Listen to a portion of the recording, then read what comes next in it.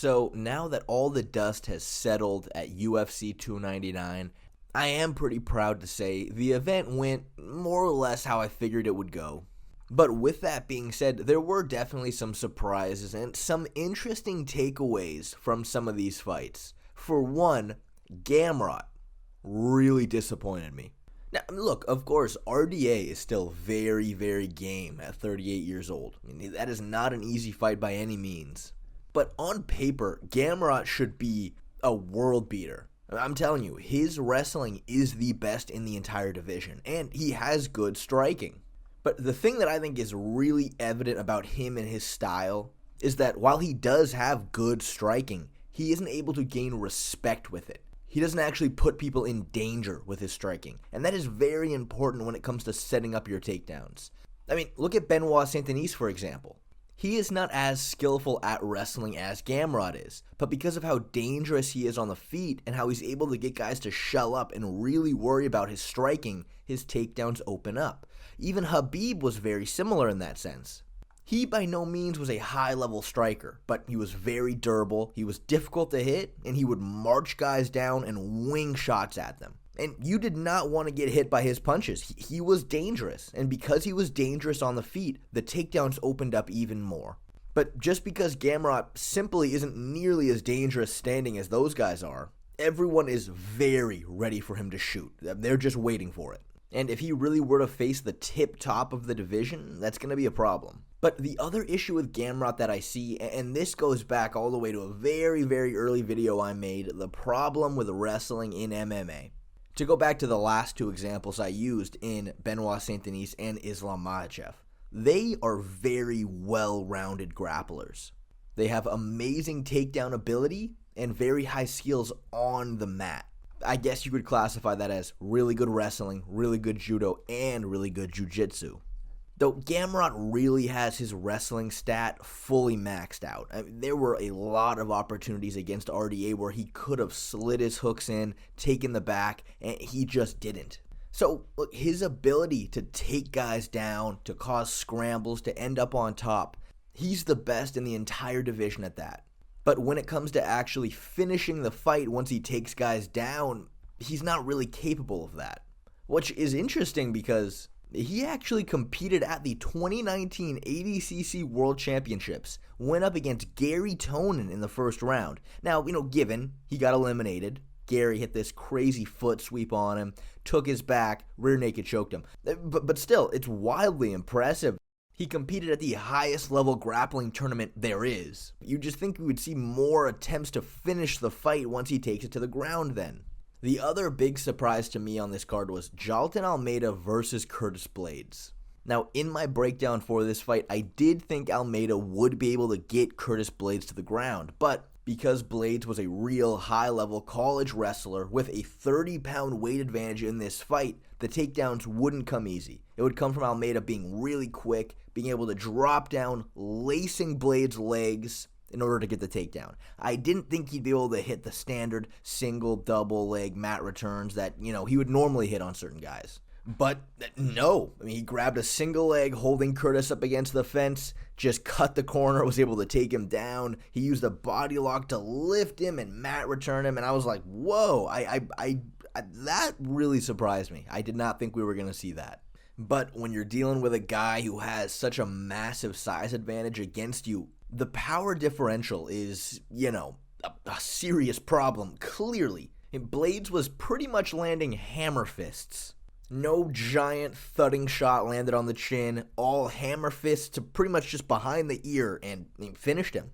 Clearly, after seeing Almeida's wrestling in this fight, he's going to be a serious problem in the heavyweight division, but that power difference is only going to get worse and worse as he moves up the rankings. He probably ragdolls Cyril Gane. Not even probably. He ragdolls Cyril Gane. But I just don't know if there's ever a reality where he beats Tom Aspinall, a guy who's super well-rounded, really good wrestler, great on the ground, and has a tremendous amount of power. I guess if Almeida and Blaydes were to have a rematch, hypothetically, the key for Almeida would be you just cannot get stuck hanging on a takedown with him sprawled out like that. But, that's really hard to do when the guy you're going against is so big. And now, Petr Yan versus Song Yadong. I mean, look, I'm really happy to see Petr Yan back in that win column. But Jesus Christ, the way he was overreacting so hard to Song's takedown feints. I'm really worried for him. I mean, this guy is seriously shell-shocked from his fight with Merab. It's bad. And, it's so worrisome to me because Petr Yan, insanely well-rounded, really good takedown defense, has good takedowns himself, and if you're striking with him, that is a tough fight to win if you are striking with Petr Yan. Look, Merab will always be a nightmare matchup for Peter. I've gone over the reasons why probably 1,000 times at this point. But other than that, he really can't get back to the title. He just needs to shake that trauma of the Merab fight. If I'm his team, I'm giving him a hefty dose of MDMA, and I'm having him rewatch that fight. He just needs to look back at himself with a little bit more compassion and then move forward. And now this brings us to the main event, Sean O Malley versus Chito Vera. Now, my respect for Chito has shot through the roof after watching this fight. I mean, he got the absolute fuck beaten out of him. The noise that knee made when it landed right on Chito's eye socket was disgusting. That was gross. I mean, that 100% shattered bones in his face. He was unrecognizable by the end of this fight. And something I made a point of in my breakdown for this fight was that there's a lot made of Chito's chin. But what I said was, well, he never really gets hit clean. He covers up so well. I don't know if it's that he truly has a chin made out of iron or he's just so good at covering up and hiding his chin, and that's why he's so hard to finish. And what we learned from this fight was that it's both. I mean, it is 100% both.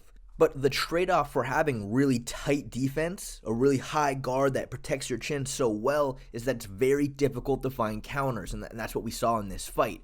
Sean was landing these combinations, Chito was just covering up, waiting for Sean to finish, then he would attempt to move in and land his own punches. Problem there, though, is just Sean's footwork. I mean, Chito would try to blitz, Sean would typically cover up, and Chito would usually land in those sequences, but then Sean would just pivot, get out of range again, and then go back to landing combinations. But the most interesting thing that happened in this fight was Chito landing that liver shot with 2 seconds left to go. If there was a minute left, Sean was in serious trouble. And honestly, I think Chito may have just revealed a big weakness in Sean's game. You see, Sean is a master at using his movement and using his range to fight on the outside. I think the only person in that entire division who could possibly stand with Sean on the outside is Corey Sandhagen. And even then, he's at a pretty big disadvantage because of the power difference between them. But every time Chito blitzed in, Sean would duck his head, cover up, and attempt to move out of range. But every time he did this, his body was just asking to get hit. Now, of course, moving into the pocket with Sean, it's a lot easier said than done, of course. With how much power he has, with his accuracy, and like I said, his footwork, it makes it really difficult to really pin him down. And that's why Chito didn't really start finding success with it till more towards the end of the fight. But if I'm Petr Yan watching that fight back, I am just drooling at the opportunity to rip a liver shot on Sean O Malley. Because when you go back and look at their fight, what gave Petr Yan so much success with the takedowns, and where Sterling failed to do the same thing with his takedowns, was that Petr Yan's striking is so high level. He was able to use it to get on the inside, and then that's when his takedowns opened up. Now, of course, for Aljamain Sterling, his striking is pretty terrible, so he struggled a lot more getting on the inside. But Yan was able to get in close, get Sean to shell up at certain times so he could shoot. But if he from round 1 is just looking to rip the body in a 5-round fight, even if he's not able to land the kill shot right away with it, it's going to slow Sean down, it's going to start adding up, and it's going to get easier to get on the inside. But luckily for Sean, it looks like his next fight is going to be against Merab, so he's not going to have to worry about this. That fight is just a whole nother can of worms. Merab's going to be marching at him, just constantly trying to spam the takedown, and it'll be interesting to see with how much of a sniper Sean is, and how spotty Merab's striking defense is, how that plays out.